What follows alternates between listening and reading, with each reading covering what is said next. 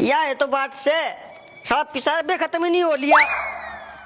2 minute में टंकी full होले है। अरे टंकी के 500 लीटर की दरिया है, पानी घना पी गया होगा। बाबू मन ने कितना ना सिकंजी पी और यो हाल रहे है ना, तो मैं बिना बहू के मरूंगा। ओहो, तो या बात से साले प्रथा करवाने के चक्कर में ढूंढ कर रहा है। अच्छा तना ढूंढने लग गए, जाकर बाथरूम की भीत देख क्या पूरी पीली कर रखी है। और इसी की आग लगी,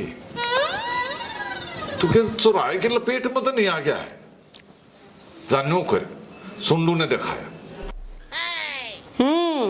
भूत का और मूत का के मेल लग गया है मेरी मशीनगिरी में कि मैं फॉल्ट हो गया। मशीनगरी में फॉल्ट आ गया, मशीनगरी में फॉल्ट आ गया। जहाज का इंजन टकवा रहा है, जाकू डॉक्टर नहीं दौर सुवाला वाले कितने लेवर की कोण में सोई आ रही होगी।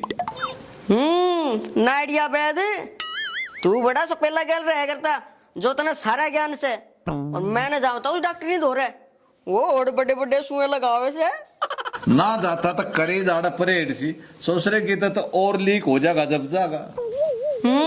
मना बेरा से तू मने देख कर राजी को ना, मैं अभी अपनी माँ की तरीत ना छोड़ कर भाजूंगा।